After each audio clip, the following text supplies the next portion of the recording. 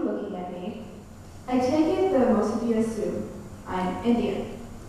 And yeah, you're right. You wouldn't go so far out to assume I'm Thai or white. Trust me when I say I'm neither of those things. But surprisingly, I've often been called so. I've had people say things like, "You don't act or talk Indian," which is really code for, "You don't sound like Apu from The Simpsons." Or it's like my Indian relatives going so far out as to call me Madame, which is their way of calling me Western woman, because of the way I act and talk. Growing up as an Indian kid in Thailand, I've never felt a sense of belonging. Sure, I was born here, but I'm definitely not considered Thai. And although my passport reads nationality Indian, I'm a foreigner there too. I'm only there for about 14 days a year. Just like in Thailand, I don't speak the language, and I just don't fully identify with those who do. As an expat, I'm stuck in this dilemma. Legally, I can't stay in Thailand forever, but I'm not keen on going back to India either. I don't want to belong to a single country. I don't want to be labeled as something I'm not. And I'm sure I'm not the only one who faces this identity crisis. According to the UN, 244 million people currently live outside their home country. So as a kid, I always wondered, is it possible to simply not have a nationality? This is the World Passport. It was founded by Gary Davis in the 50s, who renounced his American citizenship to live as what he called a citizen of the world. But because of its lack of legal recognition, he's been arrested over 20 times trying to cross borders with his passport. And he's not the only one. According to the World Service Authority, over 1 million people hold this passport.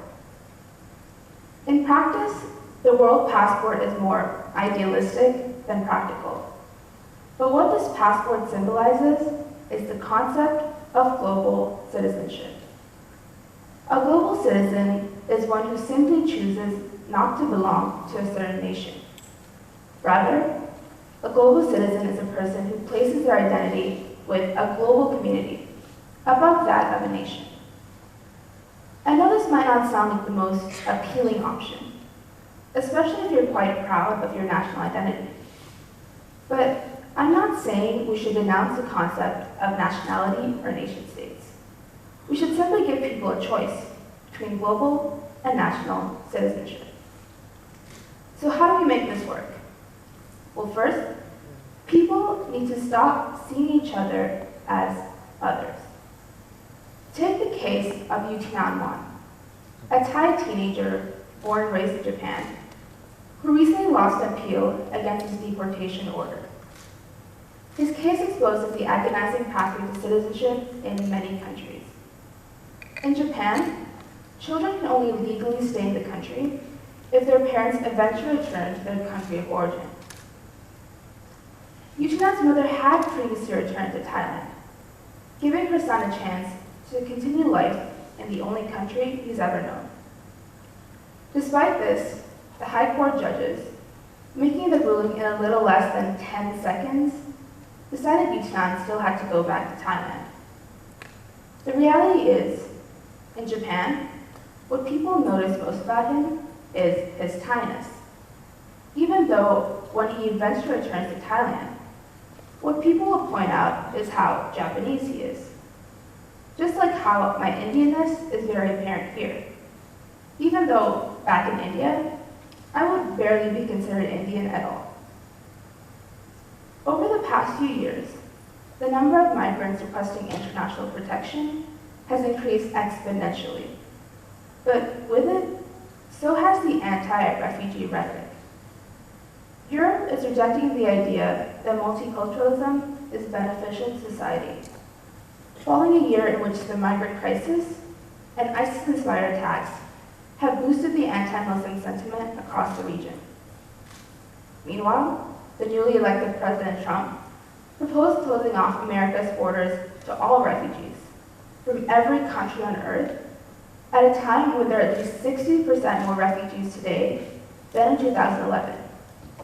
And, not to mention, temporarily suspending immigration from 7 predominantly Muslim countries. There's no denying that Iraq, Libya, Syria, Yemen, and Somalia all have large jihadist presences, while Iran and Sudan both have histories of collaborating with these militant groups. What it doesn't justify is barring everyone from these countries from entering the United States, especially those who need help.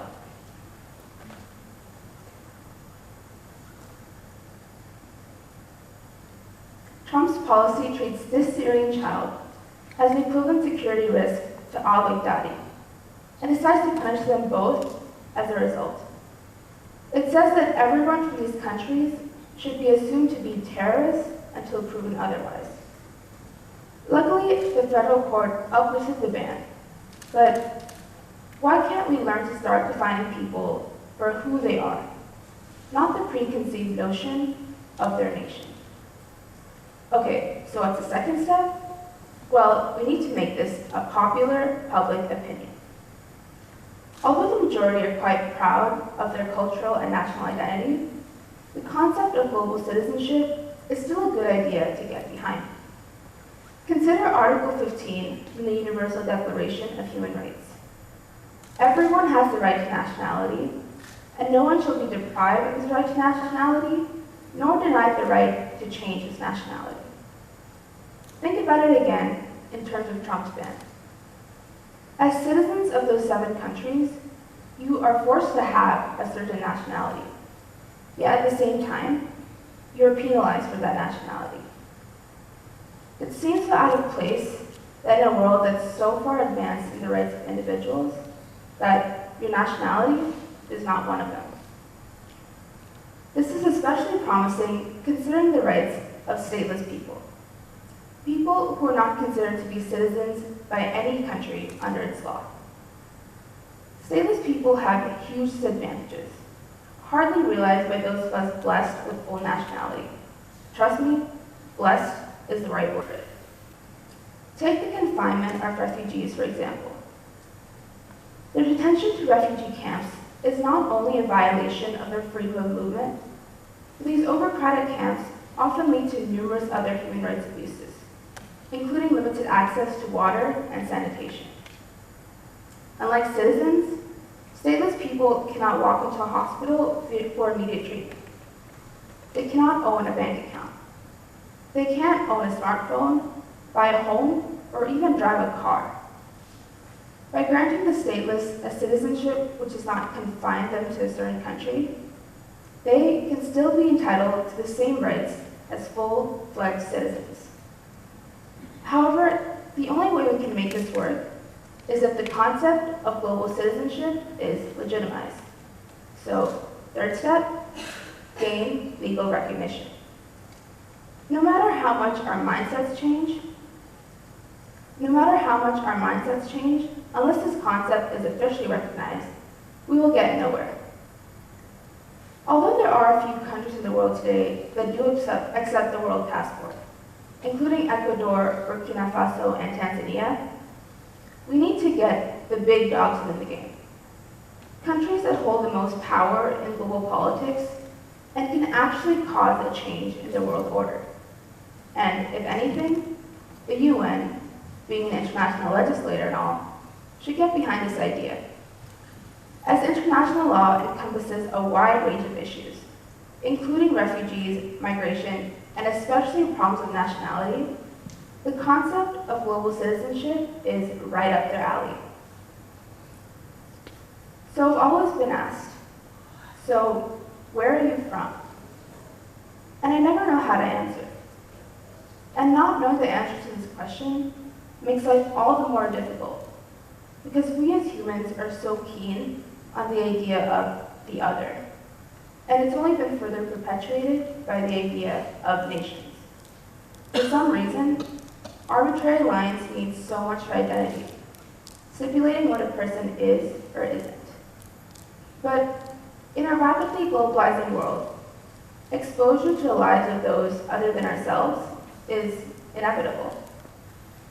Ultimately, the concept of global citizenship can best be understood by the African philosophy of Ubuntu, or the belief in a universal bond that connects all of humanity, or really the belief that you are what you are because of who we all are.